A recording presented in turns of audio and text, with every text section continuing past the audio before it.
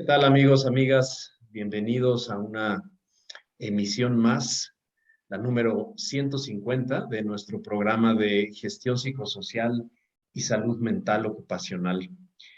En este programa reflexionaremos junto con la doctora Verónica Silva sobre el panorama sociolaboral que enfrentan las mujeres mexicanas, en donde se ha identificado que pues la brecha laboral y la discriminación por género son grandes retos a vencer.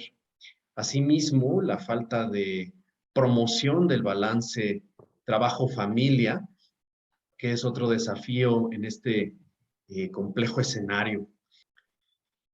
Y bueno, pues quiero aprovechar para presentarles con amplitud la trayectoria de la doctora Verónica Silva Castro.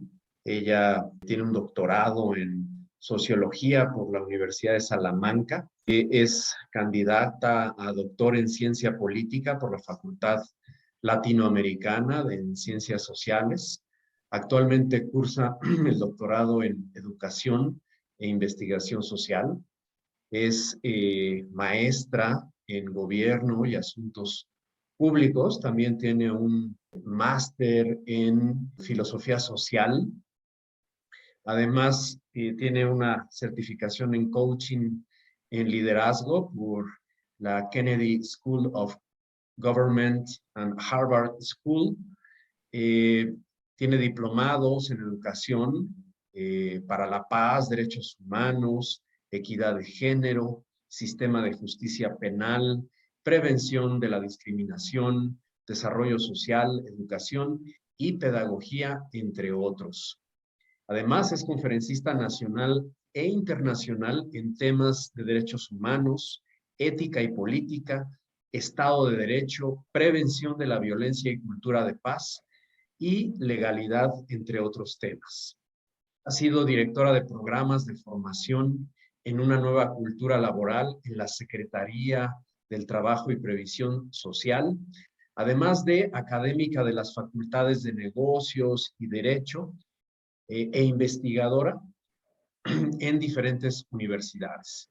Y cuenta con más de 20 años de experiencia a nivel directivo, tanto en organizaciones privadas como en organizaciones públicas.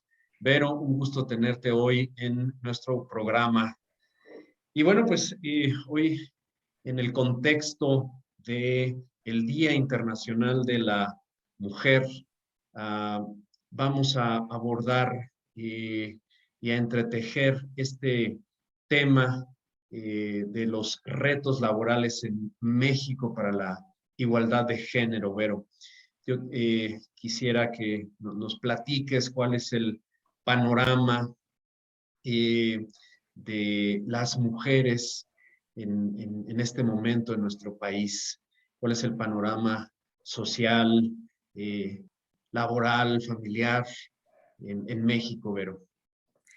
Claro que sí, antes que nada, muchísimas gracias por invitarme. Es un gusto y un honor estar en el marco del Día Internacional de la Mujer, del 8M. Y creo que el tema que convoca justamente retos laborales en México para la igualdad de género, pues es un tema que nos invita a reflexionar, que nos invita a cuestionarnos como país, como sociedad, cómo estamos nosotros en este punto. Pero para ello, dice un dicho que nadie sabe a dónde llegar si no saben dónde está parado primero. Tendremos que dar este contexto, los datos, la información de el tema de las estadísticas, digamos, que nos hablan de la situación de la mujer en México. Primero, pues tenemos que hablar en números. Habemos casi 127 millones de mexicanos. Y si nos dicen en el último censo que tenemos casi 65 millones de mujeres, de esos mexicanos, estamos hablando de poquito más de la mitad somos mujeres. México, y eso es una riqueza que tenemos que tomar en cuenta. ¿Qué más tenemos? De ese porcentaje, ¿cómo se va desglosando? Bueno, el 24%, o sea, 2 de cada 100, son niñas, 2 de cada 100 son jóvenes, y aquí ya empiezan los datos también más interesantes. Bueno, ojo, los jóvenes se considera que es hasta de los 15, más o menos, pasando la edad de la adolescencia, de la pubertad, hacia los 29, que es lo que un joven nos marca como joven. Sin embargo, el tema de la edad de la de trabajo, digamos, de la PEA, de la mujer, de la población económicamente activa por parte del sector femenino, es, sin embargo, relevante porque prácticamente hay jóvenes que empiezan a trabajar desde los 17, 17 años, y esta parte de la población pues ya entraría, digamos, en la PEA, en la población económicamente activa, que ahí empezamos con algunas brechas, porque también hay la PEA, digamos, donde participan los varones, los hombres, y en términos de el porcentaje entre hombres y mujeres que participan o que tienen esta posibilidad de acceder, o están en un trabajo, o están buscando trabajo, o han trabajado los últimos 6 meses, es significativamente mayor en los hombres que en las mujeres. El tema, bueno, también vamos ahorita, sin embargo, todavía con el tema de la edad. Prácticamente 4 de cada 100 estamos hablando que es mujeres de la edad adulta, o sea, poco, eh, digamos, hasta los 59 años, que también ese es un tema que hay que reflexionar, porque en el caso de la jubilación, por ejemplo, para la mujer, podemos jubilarnos a los 60 años. Entonces, prácticamente a partir de los 60 años, que en el caso de los hombres es a los 65 años, la mujer deja de participar en el mercado laboral, siempre y cuando tenga esa posibilidad de jubilación. Todavía tendríamos que en esta época, en el 2022, todavía tenemos esa franja de población que tanto hombres y mujeres tienen, digamos, la ley del Seguro Social de antes de 1993, ¿no? Que es que si ustedes entran, bueno, que si una persona entró a trabajar antes del 93, ya que dada de alta en el Seguro Social, todavía puede acceder al tema de pensión por edad, ¿no? O por jubilación en el tema del trabajo. Pero pues ya prácticamente después las nuevas generaciones ya no van a tener esa posibilidad, ni hombres ni mujeres. Pero bueno, aquí todavía tenemos el tema de las adultas. Voy a hacer una corrección, no son 3, es prácticamente 38 de cada 100 o 24 de cada 100. Y por último, tenemos las adultas mayores o las personas de 60 años y más, que aquí es curioso porque ellas, aunque muchos en este rango de edad que se representan 12 de cada 100, ya podrían hablar de la jubilación o del tema de la pensión, en realidad muchas de estas mujeres, sobre todo por el trabajo que han desarrollado durante una gran parte de su vida, que puede haber sido trabajo no formal, que trabajaban en la informalidad o en el trabajo doméstico, pues ellas están perteneciendo a una población vulnerable en términos de que no tienen esta solvencia, no tienen esta base salarial de derecho de jubilación, porque su vida entera se la pasaron en la informalidad por un tema de cuidado de la familia, por un tema de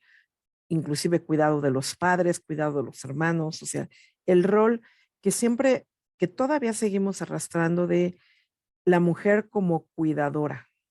No se está negando el, el- la posibilidad de que la mujer sea una mujer que entre al mundo laboral formal. Ya se han abierto oportunidades, ahorita vamos a platicar de esto. Pero el problema es que se le sigue dejando el rol de cuidadora. Entonces, claro, eres bienvenida al mundo laboral, pero no se te olviden los deberes que tienes en la casa y en la familia. Entonces, estas adultas mayores de 60 y más, que tenían que trabajar en la medida de sus posibilidades, en trabajos flexibles que no implicara dejar a los hijos, porque había que llevar también y aportar al gasto del hogar, pues llegan a una edad en donde no hay una seguridad social. Y entonces tienen que continuar trabajando. Y a veces, bueno, podríamos decir, bueno, estas mujeres ya están en posibilidad de, si los hijos resultan recíprocos con ellos, con ellas, o sea, con los padres adultos mayores, en particular con las mamás, podríamos decir, bueno, la mamá tiene asegurado por lo menos techo y comida. Sí, pero a cambio de seguir con un trabajo no remunerado, pero ahora en el cuidado de los nietos, en ayudar a la casa, en la comida, en la cocina, que si bien puede ser de una gran alegría poder cocinar a la familia con gusto, cuando uno lo decide, cuando uno quiere, es muy diferente ya hacerlo por obligación, porque estoy en la casa de mi hijo, estoy en la casa de mi hija y pues tengo que hacerlo. Difícilmente se ve al papá cocinando, ¿no? Quizás el tema de los abuelos cuidando a los hijos, bueno, ya pudiéramos decir que es tanto en hombres como mujeres, pero en el tema de las labores del hogar, y nuevamente, el rol de mayor responsabilidad lo lleva la abuela en este caso, la adulta mayor que no tiene seguridad social, que no alcanzó la jubilación y que está continuando con una labor de servicio, porque sí, es la abuela, pero al final de cuentas no es lo mismo cuidar a los nietos un día de visita, haya la obligación de te encargo a mis hijos porque pues tú eres la que está aquí, ¿no? Entonces, es un poco algunas situaciones que se presentan. Y bueno, también los temas de discriminación, que en realidad podríamos hablar muchísimo del tema de discriminación, pero solamente voy a poner algunos datos en contexto. Por ejemplo, de la población de 15 años y más, sin educación, considerada como analfabeta, 6 de cada 10 personas son mujeres. Puede ser poco importante, ay, es una más, no, pero ya en la realidad es un mundo de diferencia. ¿Por qué tendría que haber esta discriminación? ¿Por qué esta situación de más mujeres sin educación que los hombres? Porque en esta desigualdad, en esta brecha, quiere decir que se le negó a una mujer, a una niña, la posibilidad de estudiar para dársela a un niño. Ese es el tema, ¿no? Fue una niña. Y cuando vemos los números podemos perder las estadísticas en este mundo de estadística. Pero póngale el rostro y el nombre a esa niña. Tu hija, tu mamá, tu esposa, tu sobrina, tu tía. ¿A qué mujer le vas a negar la educación para dársela al tío, al papá, al hermano, al sobrino? ¿A quién? No son números, son realidades, son personas. Entonces, el que haya una mujer sin educación significó que a una se le negó esa posibilidad y se le dio a un varón. ¿Por qué? Por el hecho de ser mujer. Ese es el tema. Esa es la problemática, ¿no? Por el hecho de ser mujer. Bueno, vamos a ver cómo está el tema entonces, una muestra de la mujer en México, por ejemplo, en la política. Tenemos que ahí hay una brecha, empezamos ahí con esta cuestión de discriminación en un ámbito complicado como puede ser la política. Uno de cada tres diputados, diputadas es mujer. Una, solo una. Tenemos que en el caso de los congresos locales está todavía más grande, digamos, la diferencia, porque ahí es una de cada cuatro de diputadas locales son mujeres. Y en el caso de los jueces del Poder Judicial, pues todavía la brecha es mayor, ¿no? 1 de cada 5 son mujeres. Y ahí podríamos nosotros decir, bueno, en este aspecto incide el hecho de que 6 de 6 mujeres, 6 niñas no recibieron educación en lugar de 4 varones. Desde ahí, desde esa decisión que se toma en el hogar, en la familia, pues aquí vemos, ¿no? Cómo son las repercusiones. Y además el tipo de trabajo que desempeñan, que ese es otro tema.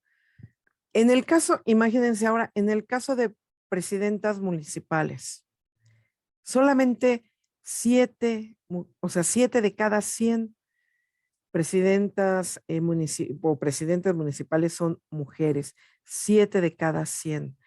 Y eso también, bueno, ¿de qué nos habla? De la participación en política, de la posibilidad de las mujeres de incidir en la vida de su país, de su comunidad, de su estado, en esta falta también, en esta cultura que ya vemos vestigios de cómo nos va a gobernar una mujer, cómo es que va una mujer a decidir, cómo es que una mujer es capaz de pensar por el bien de nosotros, no la mujer en su casa, la mujer en sus cosas, la mujer en la familia, porque de la sociedad se encargan los hombres. Esto es un reflejo. Aquí se ve. La sociedad es para el varón, la política es para el varón. Y no solamente el ámbito de la política, también estaríamos hablando del ámbito de del trabajo. Pero vamos a seguir con otros datos. Mujeres que viven en pobreza multidimensional. Multidimensional es que no es solamente la pobreza económica, puede ser pobreza patrimonial, por ejemplo, en el caso de la mujer del campo, la trabajadora de la tierra. La mujer del campo trabaja la tierra igual que el marido. O sea, se va a arar la tierra, a, a sembrar, a cosechar, hace las mismas labores que el esposo, pero la mujer no es propietaria de la tierra en la que trabaja. El hombre sí, y la trabajan por igual. El hombre vende los costales de maíz, los quintiles, digamos, o los sacos de grano, y se le paga al hombre y a la mujer no. Hay experiencias, tuve la oportunidad de conocer una experiencia de una cooperativa de mujeres cafetaleras, justamente que lucharon contra esta discriminación en respecto de los derechos de la mujer al trabajo y a la tenencia de la tierra y a recibir ellas el ingreso de su trabajo. Porque al ser familia, la mujer del campo, la mujer rural, como les digo, trabaja igual que el marido de la tierra, pero no posee la tierra y no recibe remuneración a ella del trabajo que realiza. El hombre, el varón, el jefe de familia, cuando lo recibe, él le da a la mujer lo que considera justo, pero no para ella, no para decir en un sueldo, digamos, hoy tengo ganas de comprarme algo diferente, sino es la mujer, te lo doy, pero no es tuyo, mujer. Es porque tú eres la administradora del hogar. Entonces, el dinero que te doy no es para ti, sino para el hogar. Y de ahí tú lo repartes y tú eres la responsable y tú eres la que tiene que buscar. Y ahí me recuerda mucho la canción de Pedro Infante, ¿no? Ahí te dejo estos 2 pesos y además me guardas el cambio, ¿no? Entonces, esta cooperativa de mujeres cafetaleras lo que hizo fue justamente que las mujeres pudieran vender su cosecha de café y a la mujer se le pagaba, o sea, si la familia, porque también no hay que romper la lógica del campo, no es decir, bueno, ya las mujeres por un lado y las hombres por el otro, no, sino en esta perspectiva de familia que se ocupa mucho en el sector campesino, la mujer recibe también, si se reciben 10 sacos, digamos, se da 10 sacos o venden, no sé, 10 sacos de granos de café y por ese reciben, que puede ser por trueque, 3 sacos de maíz, 2 de frijol y 2 de lo que sea, o se producen 10 sacos de café, el hombre, o sea, se decide en la familia lo que el hombre va a vender para la familia, pero al menos una parte de esa venta la mujer se queda con, por ejemplo, con 2 sacos de café. Y ella decide cuándo los vende, cómo los vende, a qué precio lo vende y qué hace con el dinero de la venta. Y si fue un trueque y le dieron a cambio 5 costales de algún otro grano y otras cosas, se reparte lo que va a la casa, lo que el marido, ¿no?, destina, y a la mujer se le comparte un saco de ese trueque y ella decide qué hacer con ese saco. Pero además se ha buscado la reforma, digamos, de la mujer para la tenencia de la tierra. Entonces, las diferentes dimensiones de pobreza de la mujer, como les decía, puede ser la tenencia de la tierra, puede ser el no recibir el salario de manera directa, la pobreza de oportunidades, el que se le niegue el tema de el acceso a la educación, el que se le niegue inclusive el tema de la comida, se le da preferencia que coma el hombre que trabaja, que gasta más energía o que necesita de más alimento y la mujer se restringe su ración. ¿Por qué? Porque se considera que la mujer es, eh, digamos, necesita menos proteína o menos comida cuando, como les comento, la mujer trabaja en el campo a la par que el hombre. Y no solamente en el campo, cuando llega a la casa, que ahorita lo vamos a ver más adelante, todo lo que es la jornada de labores de la casa. Otro tema importantísimo y fuertísimo son el porcentaje de mujeres que son dentro de las víctimas de trata, casi el, el 100%, el 98% de las víctimas de trata son mujeres y niñas. Y esto es un tema que traemos a colación porque muchas de ellas, en el caso sobre todo de las jóvenes, son enganchadas en el momento de la búsqueda del trabajo. Jóvenes que buscan, que se les ofrecen trabajos de decanes, que se les trabajen de cuidadoras, que se les enamora y que se les dice, yo me voy a casar contigo, pero necesito que me ayudes, muchas veces necesito que me ayudes en el trabajo y resulta que el trabajo pues es un proxeneta y las convierte en sexos servidoras. Entonces, este tema muy que lastima a la sociedad y que las víctimas en su gran mayoría son mujeres, muchas son enganchadas por el tema del trabajo, ¿no? Entonces ahí falta todo una cuestión de regulación, estos anuncios, como les comento, de masajistas, de cuidadoras, de decanes, de demostradoras, en realidad son enganches y no está regulado. Ahí nos hace falta muchísimo que trabajar para el tema de la regulación de este tipo de delitos, pero el gancho es el trabajo en la mayoría de las ocasiones, sobre todo para las mujeres jóvenes, ¿no? Cosa que, bueno, en el caso de las niñas, obviamente la situación es diferente. Ahí es más hacerse pasar por un niño, por un amigo. Las niñas pero fíjense, también tiene que ver con el tema del trabajo, porque si los padres en un tema de crisis económica donde ya el sueldo no alcanza de uno, cosa que antes, y por eso era una situación cultural, que mujer, ¿por qué tienes que trabajar si tienes todo en tu casa? O al menos eso era lo que se consideraba. Hoy la verdad es de que ya el dinero no alcanza, las crisis que estamos enfrentando son muy fuertes, pero no de ahorita de pandemia. Tenemos ya varios años donde la mujer, por una situación, sobre todo la mujer en el caso de la familia, ya no alcanza el dinero de uno, tienen que salir los dos. Y también porque la mujer estudia, porque la mujer se prepara, porque la mujer tiene derechos y aspiraciones y sale al mundo del trabajo.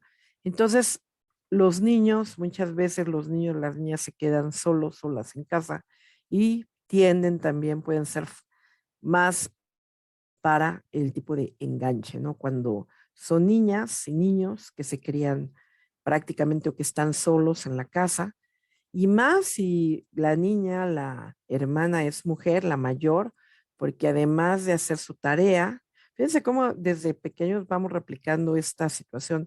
O sea, vas a la escuela, qué bueno, sí, tienes acceso a la educación, pero eres la mayor y tienes que ver por tus hermanos y prepárame una sopa y chécate que tus hermanos ya se metieron a bañar y chécate que ya hicieron la tarea, pero además tú, niña, ponte a hacer tu tarea, ponte a hacer tus cosas y resulta que sí te damos la oportunidad, la sociedad, la familia, los padres te dan la oportunidad de estudiar, pero te dan la responsabilidad del rol como la hermana mayor, ¿no? Y más si eres mujercita. Entonces, pues estas cifras nos muestran un poco las consecuencias que tenemos de estos diferentes roles. Y luego, pues no es poca cosa decir que 30 millones de las mujeres, que de los 64 millones, 30 millones, poquito más, casi el 50 son madres. Y hay que hablar el tema de cabezas de familia, porque se calcula que en el caso de una familia, más o menos estamos hablando que 3 de cada 10 familias, 3 son cabeza de familia, son mujeres, solo como cabeza de familia. Pero en las otras 7 donde la cabeza de familia puede ser el varón, el papá, eso no significa que la mujer, la esposa, la mamá, no trabaje. O sea, simplemente que el que toma las decisiones, o sea, que están los dos y que él es digamos, el que toma las decisiones o tiene el trabajo mejor remunerado, entre comillas, pero eso no significa que la esposa no esté también en el mundo laboral. Ha sido muy clara tu exposición hasta el momento de cuál es el panorama, el marco social, laboral, económico de las mujeres en México al día de hoy. Y bueno, pues es preocupante, ¿no? Son preocupantes muchas de estas cifras que nos compartes porque reflejan claramente la desigualdad que todavía existe en nuestro país en términos de género. Y en ese sentido, Vero, quisiera yo preguntarte en el contexto laboral, ¿cuáles son los grandes retos que están enfrentando las mujeres en México? Claro que sí, con gusto. Veamos. Uno de los principales retos es de esta falta de una perspectiva de género en términos de proequidad y proigualdad, es la brecha salarial. En México y en otros países se conoce como el techo de cristal, ¿no?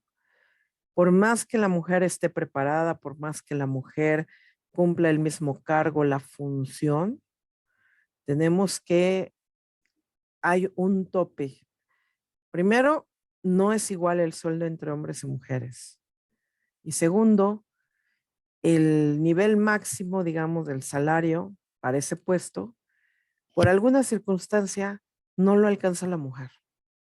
No quiero decir que en todos los casos tenemos, claro, hay mujeres exitosísimas, CEOs, ¿no? De empresas son mujeres, directoras de recursos humanos son mujeres, pero sigue siendo en el promedio prácticamente un tope. Hay una diferencia, según el Instituto Mexicano para la Competitividad, en el 2021 del 13%.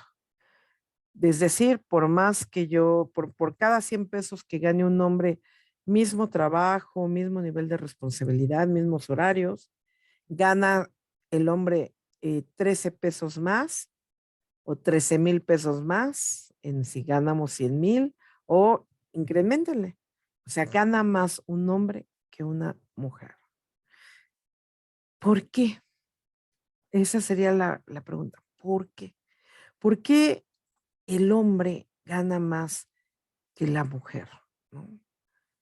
Y pues ahí la única respuesta que podríamos nosotros considerar es que el género, por ser mujer, porque no hay otra diferencia, digamos, respecto mismo puesto, misma responsabilidad, mismo nivel, digamos, de jerárquico, y, pero no solamente en lo económico, curiosamente también en la parte de la carga de trabajo.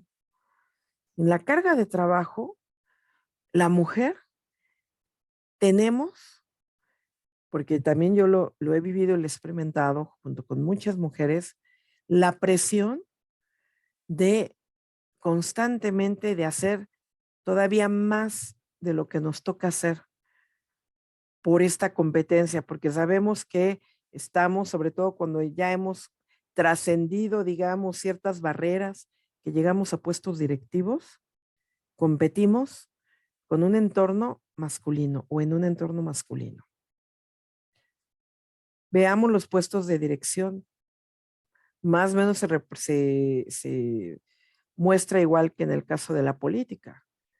Una de cada 4 en ciertos niveles como directora general, a lo mejor 2 de cada 5 en el caso de directoras de área, pero el tema de la carga de trabajo, pero además el tema de la crítica, porque si un hombre se equivoca, no pasa nada en su trabajo, pero si una mujer se equivoca, es que es mujer, está en sus días.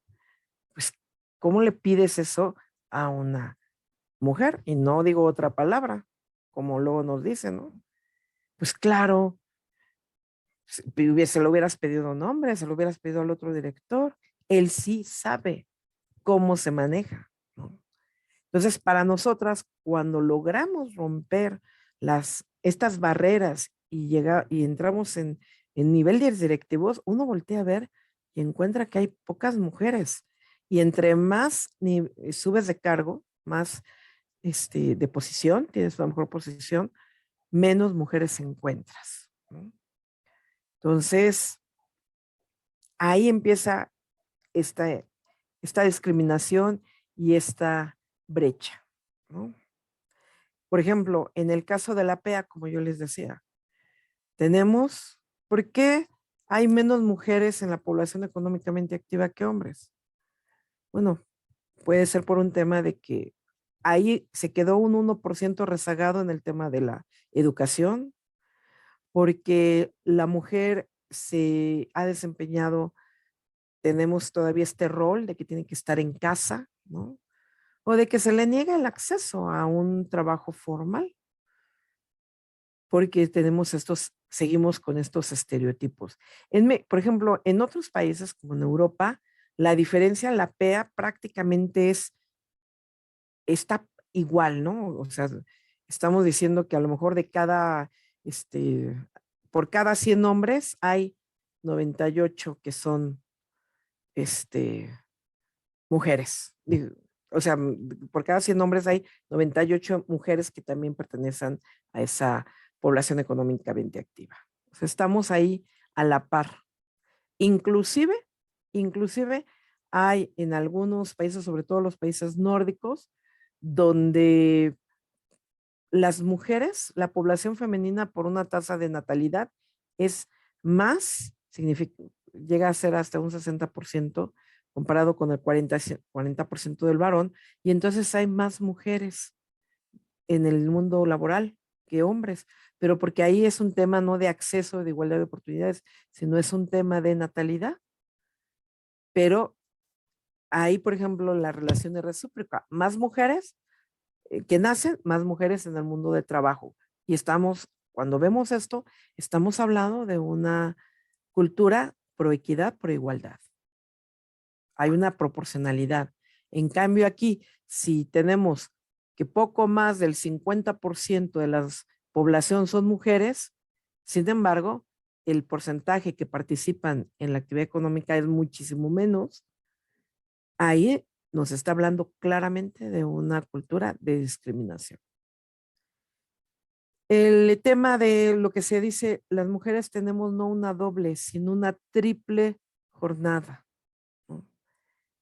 Efectivamente, la casa, los hijos y además cuidadoras si tenemos a nuestros padres o a un familiar en casa enfermo. Entonces, y además la jornada laboral, enfrentamos no doble jornada, sino una triple jornada. Y eso lo vamos a ver en la relación trabajo-familia. En el tema de la informalidad, si bien este es un tema que pega tanto a hombres como mujeres por la situación económica, el 55%, o sea, 55 de cada 100, estamos diciendo que son mujeres que están en la informalidad versus el 50% de los hombres que están en la informalidad. Y habíamos comentado en el tema de que fueran cabezas de hogar. Y aquí empezamos con algunas causas de esta discriminación y de estos retos. Discriminación en el lugar del trabajo, las pruebas de gravidez, por ejemplo, las pruebas o el hecho de que la edad pesa más en las mujeres que en los hombres. Porque inclusive hay estereotipos, ya lo vamos a ver, para ciertos trabajos donde la mujer tiene que hasta cierto límite de edad. La parte de la diferencia en los sectores laborales.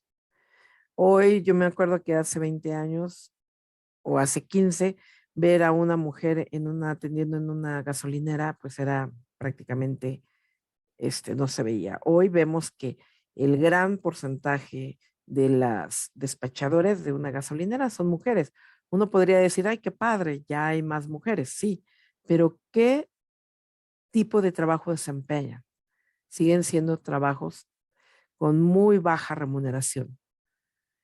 Por ahí llegué yo a escuchar, es que por cada puesto, fíjense, dicho por una mujer, por cada puesto que una mujer ocupe en un sector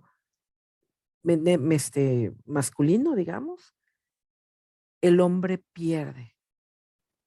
Yo me quedé asombrada porque seguimos pensando eso. Es que le quitó el lugar a un hombre. ¿Y por qué no pensar que le quitó el lugar a otra persona porque estaba mejor preparada que la otra persona, sea hombre o sea mujer? ¿Por qué es perder el hombre? ¿Por qué no es ganar como sociedad?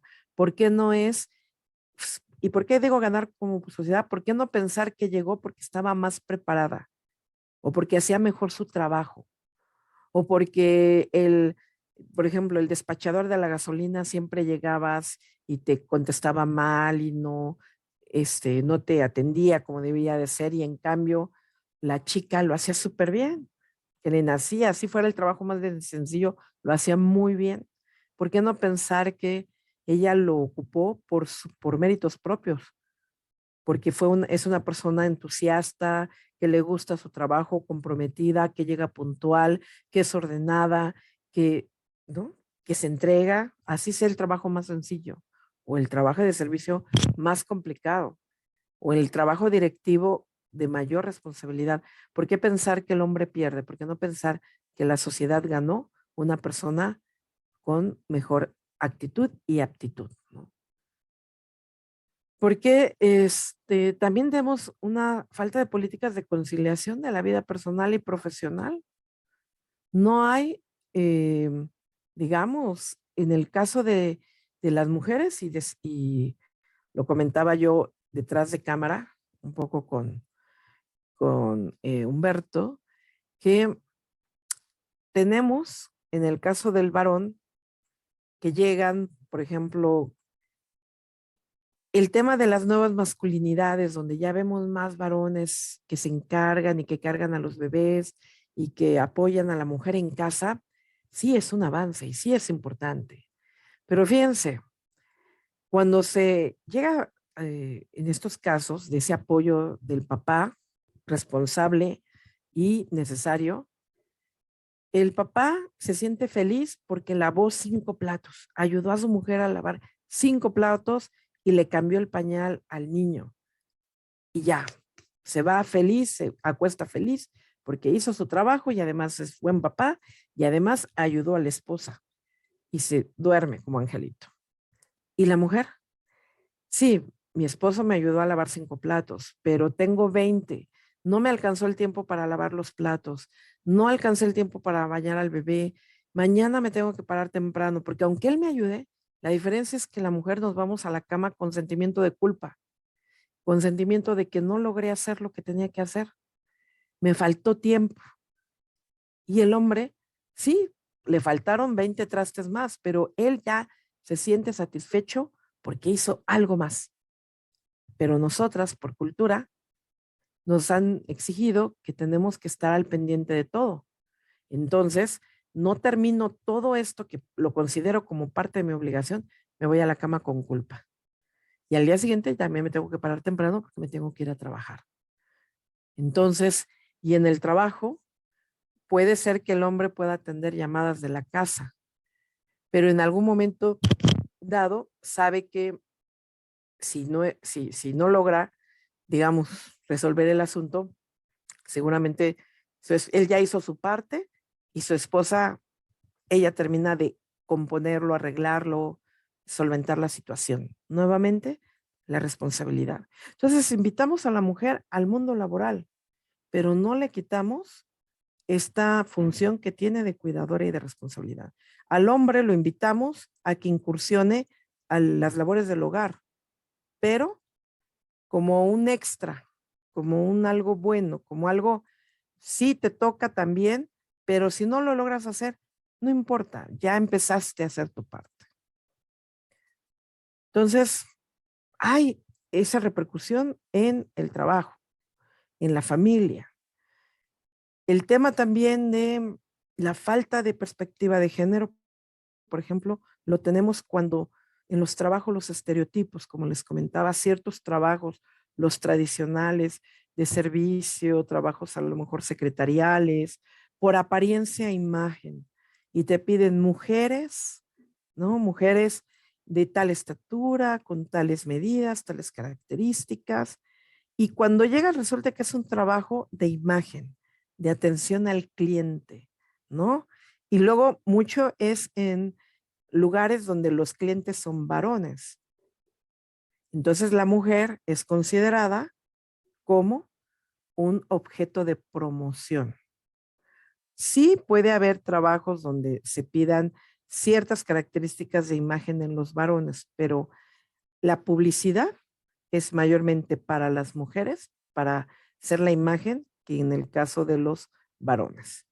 El tema, les digo, de género. Una cosa que me pasa mucho en la academia es con mis alumnos de licenciatura, por ejemplo, me dicen, Miss, y yo les digo, miren chicos, yo sé que me lo dicen con aprecio, yo preferiría que me dijeran maestra, licenciada, doctora o Verónica, porque yo les pregunto si a algún profesor le dicen mister, ¿no?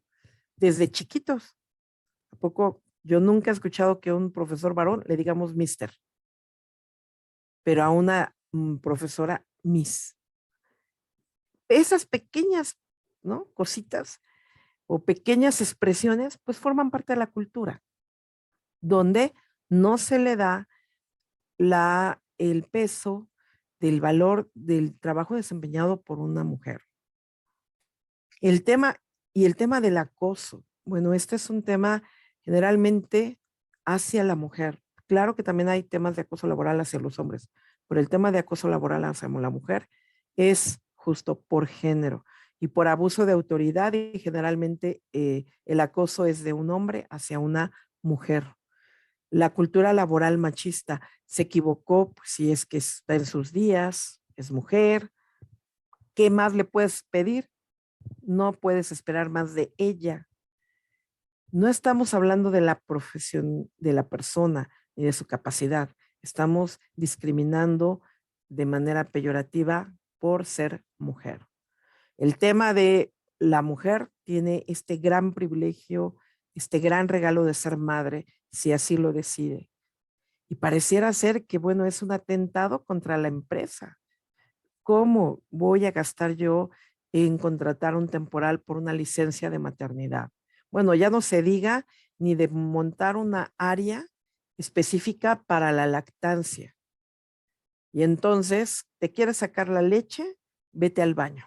Porque además, pues, ¿cómo lo vas a hacer aquí en delante de los todos? Obviamente. Vete al baño. Por ahí hay una imagen que me encanta.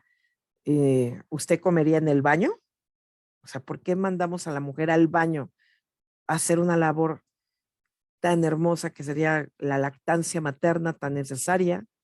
Pero parece ser que nos da vergüenza y sin embargo, indispensable para el desarrollo de un recién nacido. Y bueno, las guarderías, ni qué decir. Guarderías que pues no quedan cerca de la casa, que no quedan cerca de o del lugar del trabajo y, y que la empresa piense en establecer guarderías como anexos, definitivamente inconcebible. Imagínense la alta productividad, fidelidad, lealtad, entusiasmo, entrega del personal femenino a una empresa, si la empresa le dice a 2 cuadras, a 1 cuadra, ¿no? Si es que no está, se va a montar una guardería para todas las mujeres de que pertenezcan a esta empresa. ¿Saben cuándo les van a faltar? ¿Sabes cuándo van a tener un problema de laboral, de productividad? Nunca, porque ¿qué más razón y qué más, digamos, motivación de ser leales a empresa que saber que lo más importante para mi familia, que son nuestros hijos, la empresa me permite tenerlos cerca? Imagínense. Lo que pasa es de que eso puede ser, si es un gasto, es una inversión, pero que después se convierte en una retribución. Y de las licencias de paternidad, bueno, menos hablar, las de maternidad porque no nos quedan de otra, pero las de paternidad que apenas además se acaba de aprobar. Por ejemplo, en Noruega, la licencia compartida de maternidad y paternidad es de 52 semanas, 52 comparadas contra las 12 semanas que tenemos actualmente. O sea, les dan 1 año de licencia compartida en estos países. Y nosotros con 3 meses, bueno, ya la empresa te anda corriendo. La falta de interés para establecer comités de ética en las empresas. Estos comités pertenecen a la NOM, parte de la NOM 035, que tienen que instalar comités de ética y de para cuestiones de género y de acoso laboral, y que tienen que estar. Y además integrado por mujeres. Y además gestionado también con mujeres. No solo, no te voy a decir exclusivamente por mujeres, pero tiene que haber una representatividad por parte de la mujer. La cultura laboral y falta de una cultura laboral incluyente. Yo me acuerdo del caso de unas maquiladoras que estaban mayormente trabajadas por mujeres y donde tenía una maquiladora que tenía mucho éxito, muy productiva, contra otra maquiladora que no, o sea, del mismo giro, pero que no era tan productiva. Se hizo un estudio, un comparativo. Resulta que la maquiladora altamente productiva tenía algunos detalles. Por ejemplo, tenía dispensadores de toalla femenina en el baño. Tenía un pequeño cuarto bastante agradable para la lactancia materna, ¿no? Tenía, si así fuera posible, daban 1 hora de permiso para, si no sacaban la leche, para ir a dar, si vivían cerca, para ir a darle de comer al bebé, ¿no?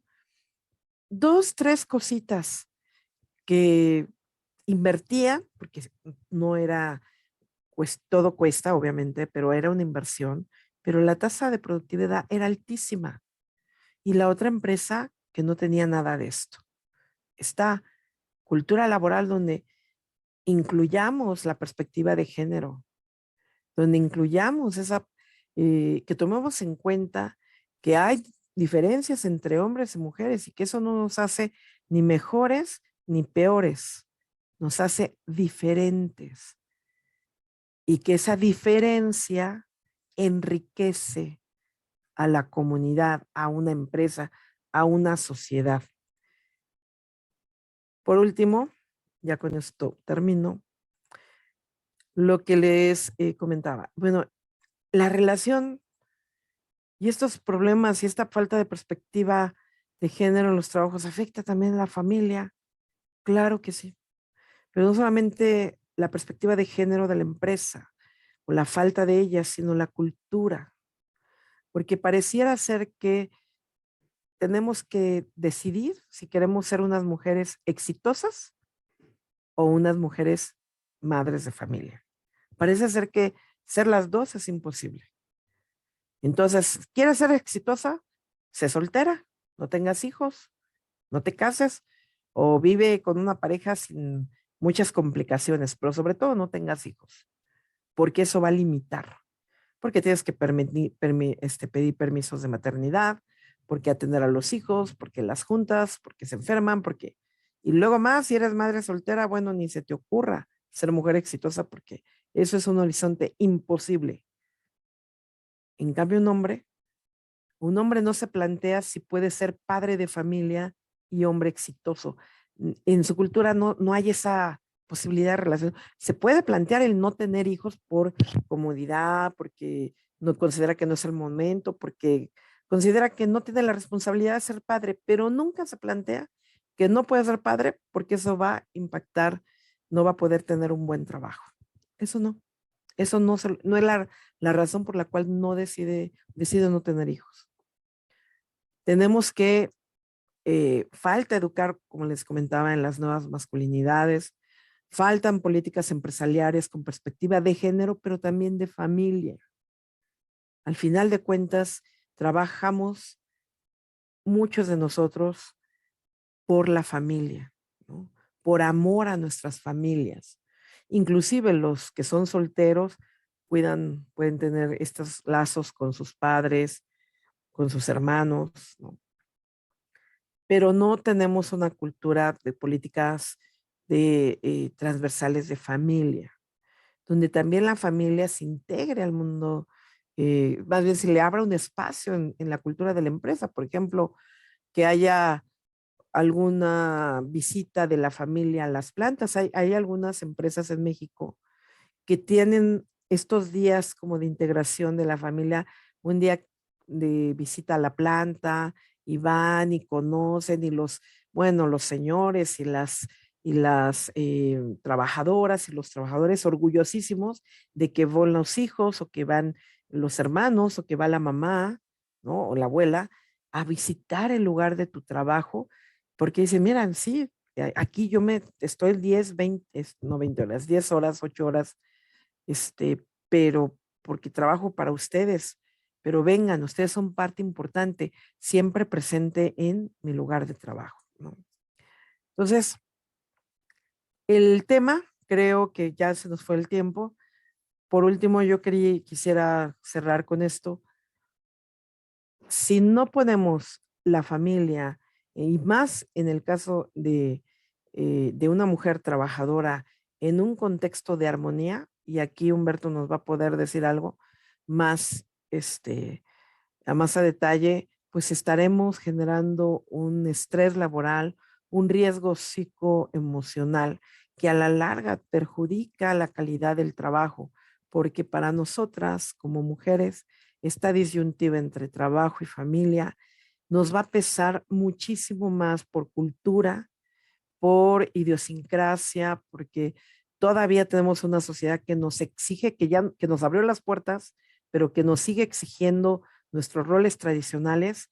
Si no atendemos a esta relación armonizada, entonces vamos a enfrentar problemas en el ámbito laboral. Eh, Humberto, no sé, hasta aquí Gracias, me Vero. quedaría con el tema, pero no sé. Gracias, Vero. Excelente ponencia y muy agradecido por toda la información y experiencia que compartes con nuestra audiencia. Y bueno, para ir cerrando y concluyendo el webinar, en efecto, Vero, como bien decías, cuando no hay un balance adecuado entre las actividades laborales y la experiencia familiar o la vida familiar, pues este desbalance va a fungir como un factor de riesgo psicosocial. Y este riesgo pues va a incidir sobre la salud, tanto física como psicoemocional y mental de las mujeres afectadas. Entonces, pues este desbalance en el mediano y corto plazo puede poner en riesgo la salud mental de las mujeres que se exponen a esta situación y pueden terminar desarrollando enfermedades que pues ya se consideran, de acuerdo con la nueva tabla de enfermedades en el trabajo, pues enfermedades laborales, como son los trastornos del estado de ánimo, es decir, la depresión, los trastornos de ansiedad, los trastornos no orgánicos del ciclo sueño-vigilia, es decir, el insomnio, entre otros. Entonces, pues definitivamente es importante crear un balance entre la vida laboral y la vida familiar para reducir el riesgo y prevenir que se presenten este tipo de enfermedades. Entonces, bueno, pues con eso me gustaría cerrar y concluir este webinar. Vero, no sé si tú tengas algún otro comentario a manera de conclusión ya para cerrar el webinar del día de hoy.